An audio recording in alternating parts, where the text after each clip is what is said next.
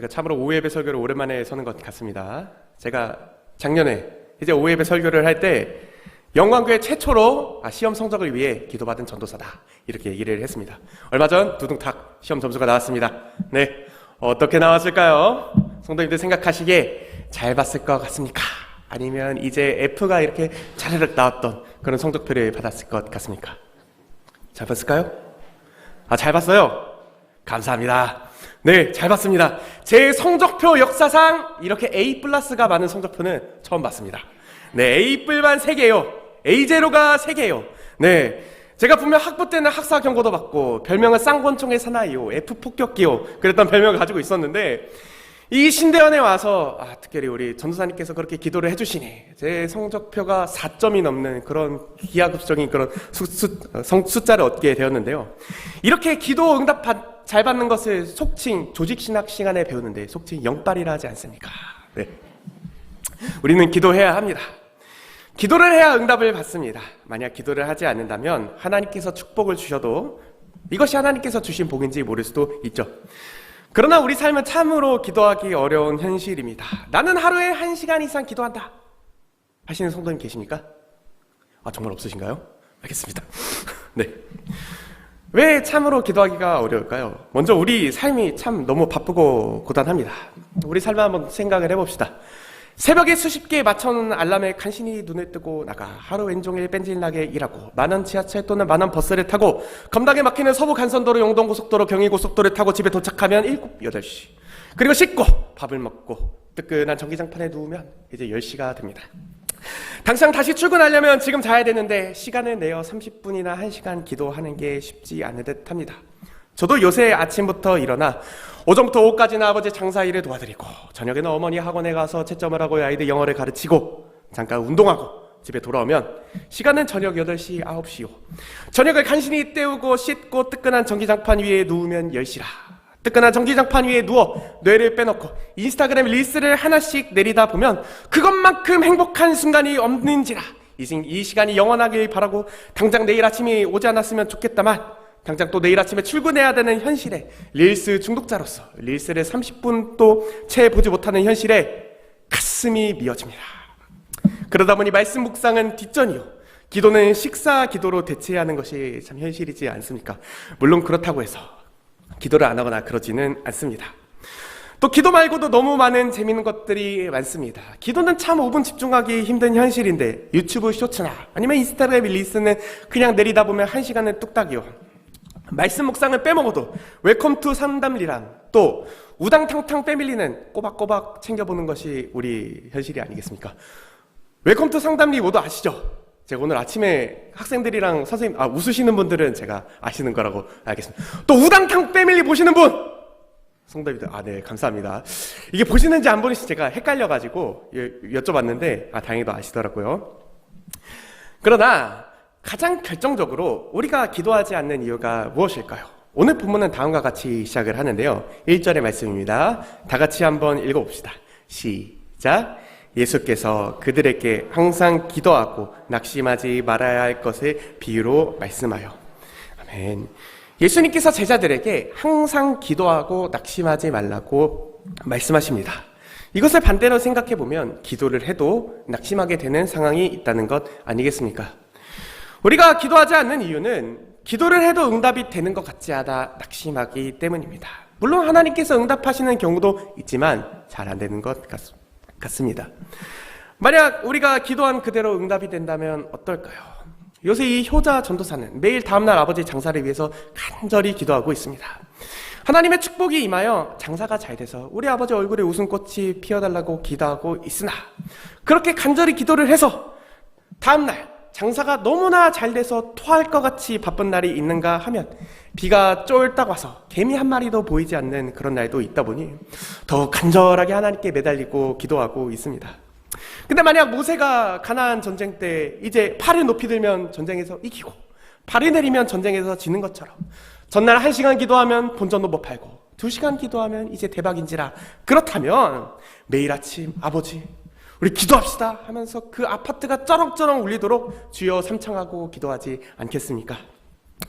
성도님들이 기도하신 대로 가정과 직장 사업이 잘 되며 교회는 날마다 부흥하고 모든 질병이 치유가 되고 삶의 모든 문제가 해결이 된다면 얼마나 좋을까요? 그러나 우리의 현실은 그렇지 않은 것 같아 보입니다. 때로는 하나님의 신비한 응답을 경험하기도 한다만 대부분의 경우는 사실 그렇지가 않죠. 그렇다면 한번 우리 생각을 해봅시다. 하나님께서는 때로는 왜 나의 기도에 응답을 하지 않으실까요? 왜 기도를 해도 마치 벽에다가 이야기하는 것 같은 기분이 드는 이유는 무엇일까요? 먼저는 기도를 다 들어주면 큰일 나기 때문입니다.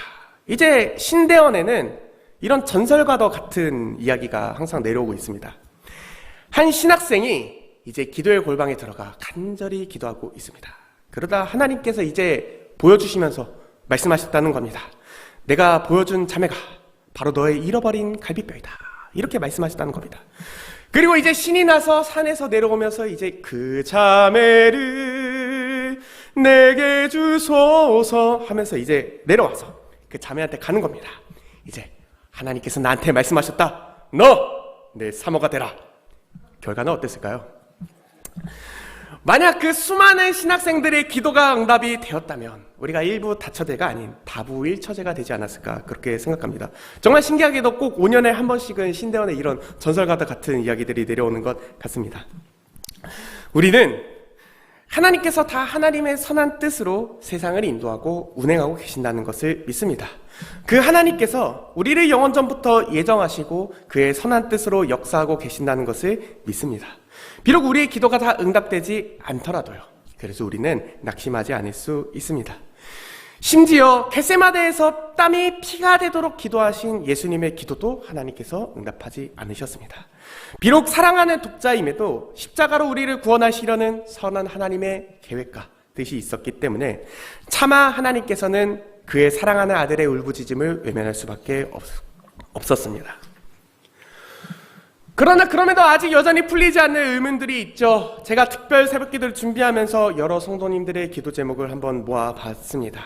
참으로 다양한 삶의 어려운 문제들로 인해 어려운 시간을 보내고 계신 성도님들이 계신 줄 압니다.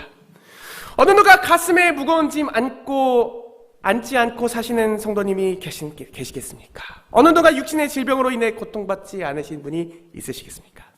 앞에 삶의 산적한 문제들로 인해 절망하고 낙심하지 않는 성도님들이 계시겠습니까? 이것을 가장 잘 보여주는 것은 참 유튜브 댓글인 것 같습니다. 유튜브에 찬양을 아무거나 검색해서 댓글을 보십시오. 그럼 정말 구구절절한 가슴 아픈 사연들로 가득합니다.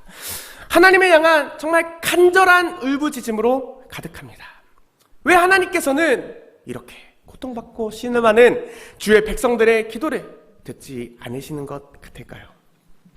단순히 하나님의 선한 뜻이 있으니 믿음으로 기다리십시오 하기에는 가슴이 너무 아픕니다.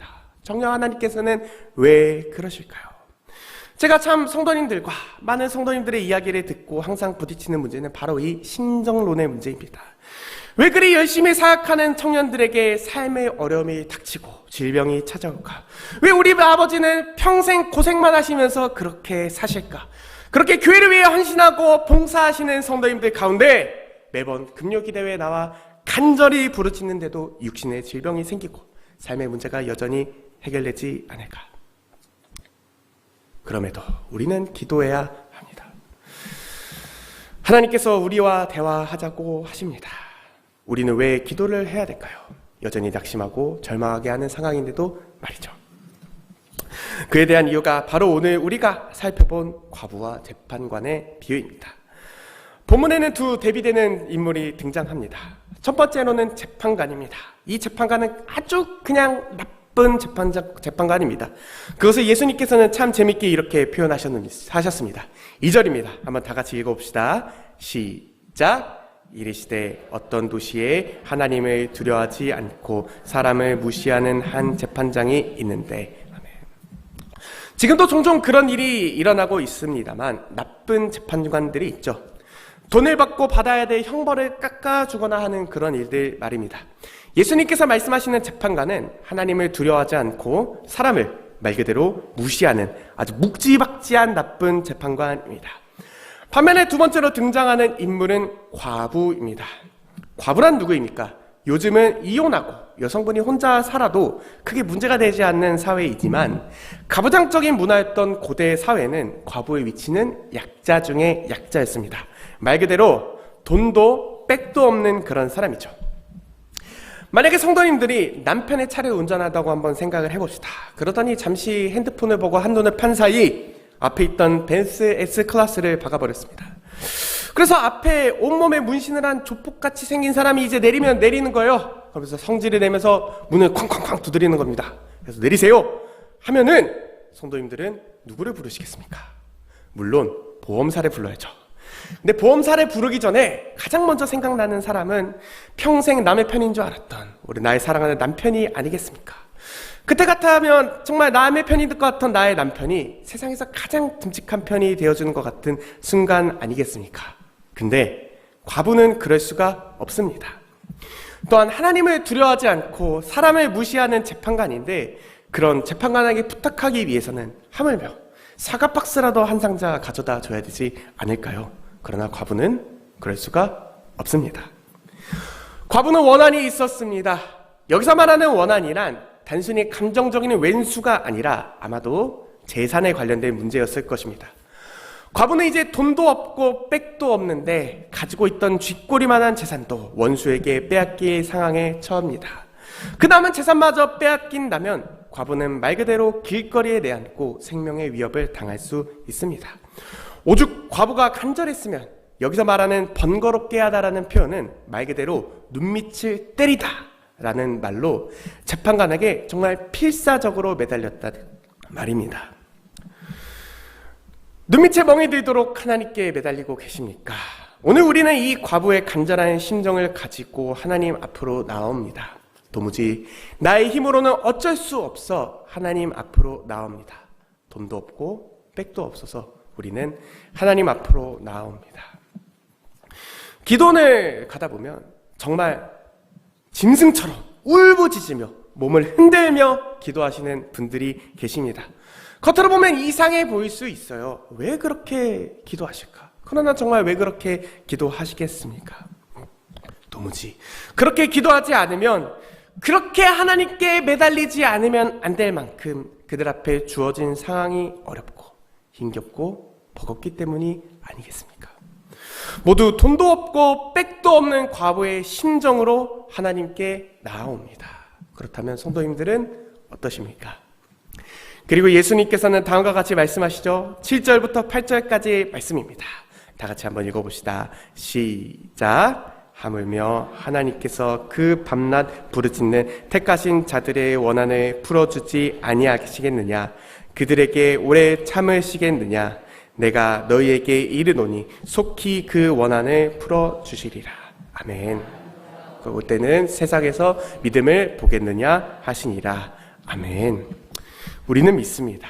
하나님께서 우리의 그 간절한 원한, 도무지 어찌할 바를 몰라 하나님 앞에 가지고 온 그 모든 기도 제목들을 응답하게 하실 것을, 또한 오래 참으시지 않고 속히 응답하게 하실 것을 우리는 믿습니다. 우리는 왜 낙심하지 않고 기도할 수 있겠습니까? 먼저 하나님께서 우리 기도를 들으시기 때문입니다. 출애굽기 당시 이스라엘 백성들은 애굽의 고된 노역으로 인해 고통받고 있었습니다. 그럴 때 하나님은 어떻게 하셨습니까? 출애굽기 2장 24절부터 25절까지의 말씀입니다. 다 같이 한 목소리 읽어보겠습니다. 시작. 하나님이 그들의 고통 소리를 들으시고 하나님이 아브라함과 이삭과 야곱에게 세운 그의 언약을 기억하사 하나님이 이스라엘 자손을 돌보셨고 하나님이 그들을 기억하셨었더라. 아멘. 시위대 뜰에 갇혀있던 예레미야에게 하나님은 어떻게 말씀하셨습니까? 너는 내게 부르짖으라.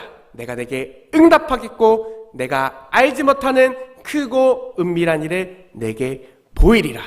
아멘. 하나님께서는 우리의 기도를 들으시는 분인 줄 믿습니다. 우리의 작은 신음소리 하나 놓치지 않으시고 다 들으시는 분이신 줄 믿습니다. 계시록 5장에서는 이것을 다음과 같은 이미지를 활용하여 설명을 합니다.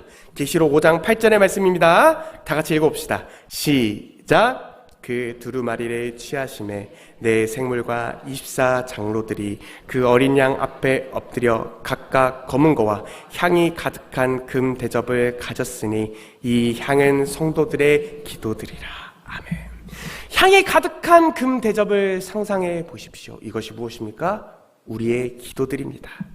어느 한 권사님의 기도를 기억합니다. 작년 여름 중고등부 사역을 준비하고 있었습니다. 참으로 막막한 상황이라서 수요예배 이제 기도 시간에 뒷자리에 앉아 있는데 이제 목사님께서 우리 교육부를 위해 간절히 기도해달라고 말씀하셨습니다.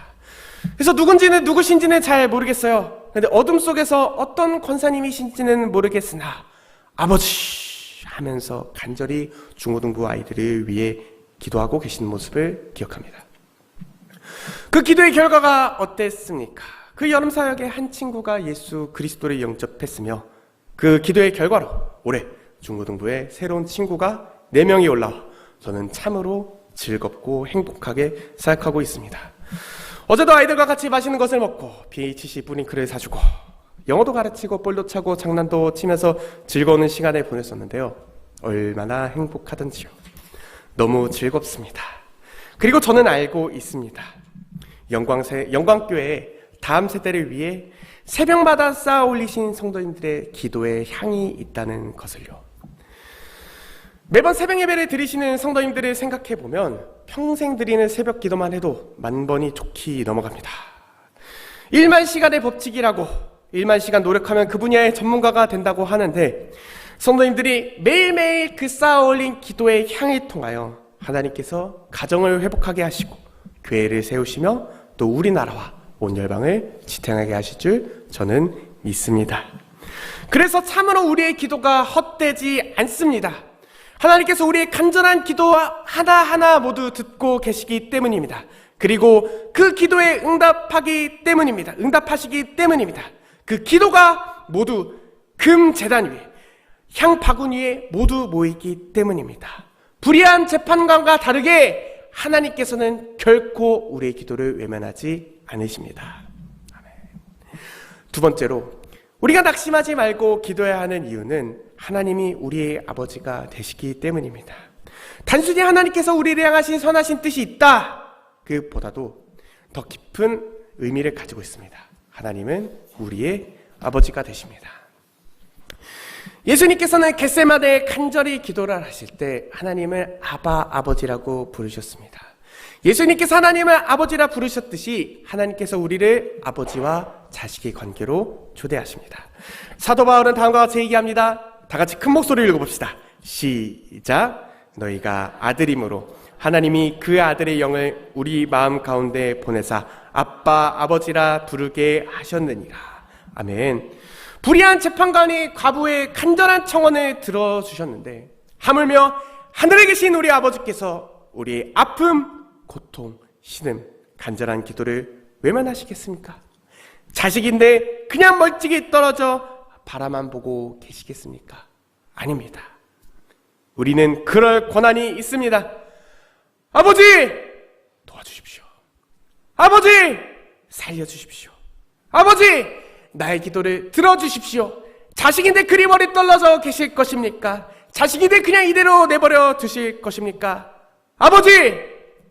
그리고 예수님께서는 우리에게 이렇게 말씀하시는데요. 마태복음 7장 11절의 말씀입니다. 읽어봅시다. 시작. 너희가 악한 자라도 좋은 것으로 자식에게 줄 줄 알거든 하물며 하늘에 계신 너희 아버지께서 구하는 자에게 좋은 것을 주시지 않겠느냐. 아멘. 아버지란 어떤 존재입니까? 이제는 시간이 좀 지난 드라마지만 1988에서 응팔을 보니 성동일 씨가 게다리를 그렇게 좋아한다면서 맛있게 오독오독 씹어먹는 장면이 나옵니다. 왜 그 살도 쥐뿔도 없는 게다리를 쌓아놓고 먹고 있겠습니까? 바로 그의 사랑하는 딸인 보라에게 게 맛있는 몸통을 주려고 한 것이 아니겠습니까? 사랑하는 딸에게 더 맛있는 것을 먹이기 위함이 아니겠습니까? 아버지는 어떤 존재입니까? 얼마 전 아버지랑 식사를 하는데 제가 김치찌개가 너무 맛있다면서 맛있게 먹고 있었습니다. 그랬더니 김치찌개에 있는 고기를 다 건져서 제 그릇에 주시고 본인은 두부를 가져가시더랍니다. 이것이 무엇입니까? 아버지입니다. 아버지란 그런 존재입니다. 그렇다면 불의한 재판장인 돈도 없고 백도 없던 과부의 울부짖음을 들었던 것처럼 우리의 하늘아버지 되신 하나님께서 우리의 울부짖음을 외면하시겠습니까? 자식인데 우리에게 가장 좋은 것을 예비하시지 않겠습니까? 자식인데 우리는 이것을 믿음으로 낙심하지 않고 아버지 하면서 간절히 기도할 수 있습니다. 그리고 이 기도에서 가장 중요한 것은 무엇입니까? 다 같이 따라해 봅시다. 믿음. 8절의 말씀입니다. 내가 너희에게 이르노니 속히 그 원한을 풀어주리라. 그러나 인자가 올 때 세상에서 믿음을 보겠느냐 하시니라. 예수님께서는 우리의 믿음을 보신다고 하셨습니다. 믿음은 새로운 역사를 만들어내는 힘입니다. 혈루증 앓던 여인이 예수님께 고침을 받은 것은 무엇 때문입니까? 믿음입니다. 두 맹인이 예수님께 고침을 받았던 이유가 무엇입니까? 믿음 때문입니다. 마태복음 21장에서는 예수님께서는 다음과 같이 말씀하셨습니다. 예수께서 대답하여 이르시되 내가 진실로 너희에게 이르노니 만일 너희가 믿음이 있고 의심하지 아니하면 이 무화과 나무에게 된 이런 일만 할 뿐 아니라 이 산더러 들려 바다에 던져지라도 하여도 될 것이요 너희가 기도할 때 무엇이든지 믿고 구하는 것은 다 받으리라 하시니라. 아멘. 또한 이 믿음은 무엇입니까? 종말에 대한 믿음입니다. 예수님께서 다시 오실 재림에 대한 믿음입니다. 이 구절에 인자가 올 때라는 말씀이 등장을 하죠. 이것은 무엇을 의미합니까? 바로 예수 그리스도께서 다시 오실 때를 말씀합니다. 그때까지 우리는 때로는 우리의 기도가 응답되지 않더라도 우리 주위를 둘러싼 상황이 우리를 끊임없이 낙심하게 하더라도 믿음을 지켜서 하나님 앞에 신실하게 살아가야 합니다. 그렇게 할 때 마침내 우리는 하나님께서 우리를 예비하신 가장 아름다운 선물을 받게 될 것입니다. 요한복음 21장 4절의 말씀입니다. 한번 다 같이 읽어봅시다. 시작. 모든 눈물을 그 눈에서 닦아주시니 다시는 사망이 없고 애통하는 것이나 곡하는 것이나 아픈 것이 다시 있지 아니하리니 처음 것들이 다 지나갔으니라. 아멘. 한 목사님께서 말씀하신 그 내용 중에 참 가슴에 와닿는 구절이 있었습니다. 하나님께서는 고통받는 자들의 신음소리를 아버지의 나라가 오세요라는 간구로 들으신다고요. 우리가 간구하는 모든 것이 결국 예수 그리스도께서 다시 오실 그때 이루어지고 완성될 것을 믿음으로 오늘도 과부의 심정으로 하나님께 간절히 기도하는 줄 믿습니다. 요새 매주 가장 친한 친구와 이야기하며 주일 예배를 끝나고 이제 기도원을 갑니다. 오늘도 아마 이제 예배를 끝나고 교육자회의라고 하면 기도원에 바로 들어갈 것 같습니다. 이제는 나이는 먹을 대로 먹어서 결혼 정년기인데 통장 잔고와 주변 모든 상황들은 지금이 아니야! 지금이 정년기가 아니야! 라고 소리치는 것 같고 한 명은 가난한 신학생이요.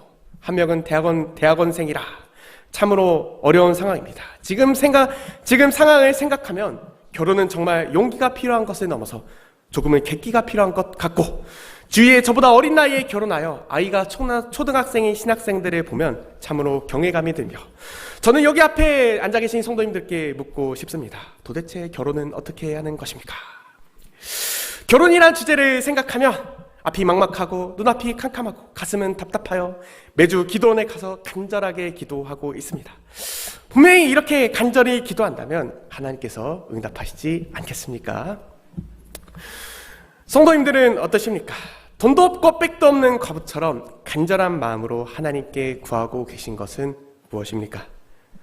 참 여러 선생님과 성도님들의 기도 제목을 모으고 여러 성도님들의 상황을 살펴보니 가족 중에 꼭 한 명은 병상에 누워있으며 겉으로는 멀쩡해 보여도 속은 삶의 문제들로 인해 괴로워하고 있으신 분들이 참으로 많습니다. 참 마음이 아픈 현실입니다. 그러나 올해는 그 간절한 마음으로 기도하는 모든 기도 제목이 다 이루어지길 소망합니다. 하나님은 불의한 재판장이 아니십니다. 그분은 우리의 기도를 들어주시는 우리의 아버지가 되십니다. 그런 하나님을 믿으며 올 한 해 간절히 기도함으로 기도의 응답을 받으시는 성도님들 되시길 간절히 소망합니다. 우리 찬양 한 곡 한번 해볼까요? 죄짐 맡은 우리 구주, 우리 찬양하시겠습니다.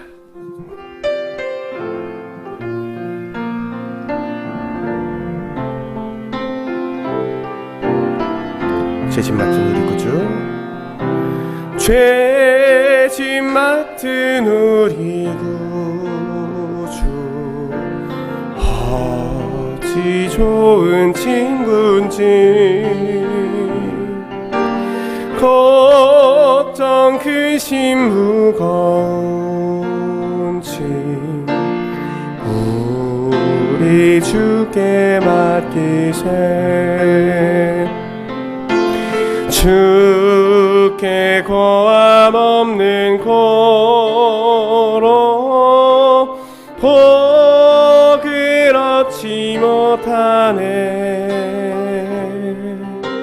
사람들이 어찌하여 아래 주를 모를까.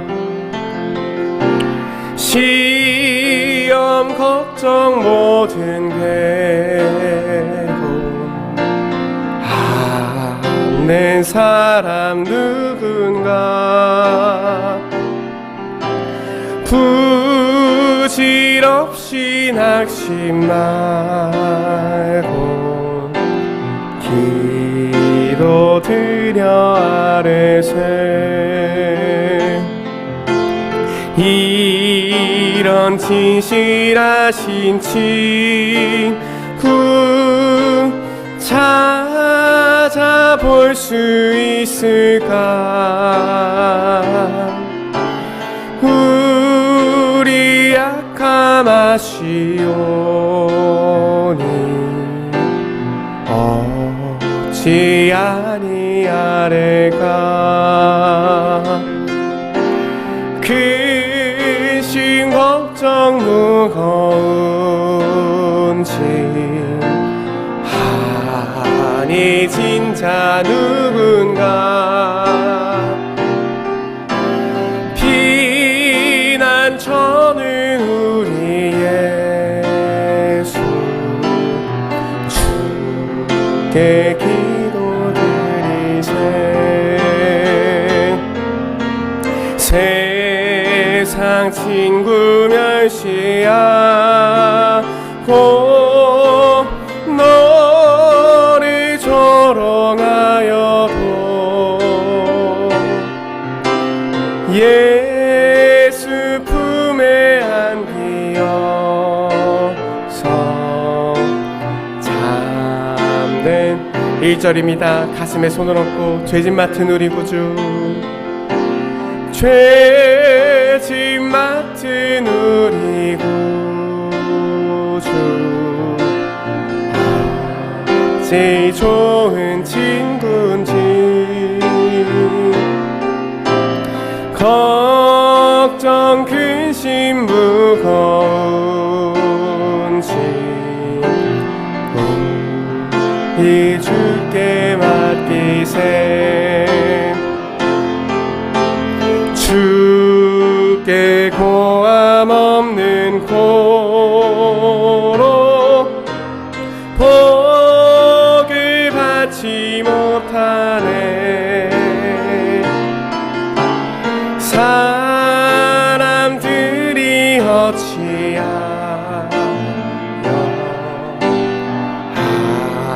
아를 줄을 모를까. 기도하시겠습니다. 하나님 아버지, 은혜를 감사합니다. 하나님께서 오늘 우리의 아버지 되시며 우리의 기도를 들으신다는 것을 배웠습니다. 하나님, 때로 우리가 낙심하고 절망적인 상황 가운데서도 하나님께서 우리를 들으시고 응답하신다는 것을 믿음으로 하나님 담대하게 주님 앞에 나아갈 수 있도록 하나님 인도하여 주시옵소서. 하나님, 때로는 아픔과 질병과 어려움 가운데 있는 성도님들이 계실 수 있습니다. 하나님, 우리는 돈도 없고 백도 없습니다. 그래서 아버지 앞으로 간절히 나옵니다. 간절한 과부의 심정을 가지고 하나님 앞으로 나옵니다. 주님, 우리의 기도를 들어 주시옵소서. 우리의 아픈 질병이 모두 낫게 하시며, 가정이 깨어진 자 있습니까? 하나님 올해는 회복하게 하시며, 경제적인 어려움 가진 자 있습니까? 물질의 축복을 허락하시며, 삶의 모든 문제가 산적하여 도무지 일어날 힘이 없는 자 있습니까? 주님, 우리의 문제를 해결하여 주시옵소서. 특별히 병상 중에 누워있는 환우들에게 특별한 은혜를 더하여 주사 올해는 모든 질병이 치유가 되어 다시금 하나님을 기쁘게 섬길 수 있는 놀라운 역사를 일으켜 주시옵소서. 또 올해는 영광교회를 사랑하사 영광교회 가운데 뜨거운 성령의 은혜를 부으시고 다시금 뜨거운 붕의 역사를 일으켜 주셔서 우리 영광교회가 진정으로 이 마지막 때에 하나님이 기뻐하시는 참된 교회가 될 수 있도록 주님 인도하여 주시옵소서. 감사드리며 거룩하신 예수 그리스도의 이름으로 기도합니다. 아멘.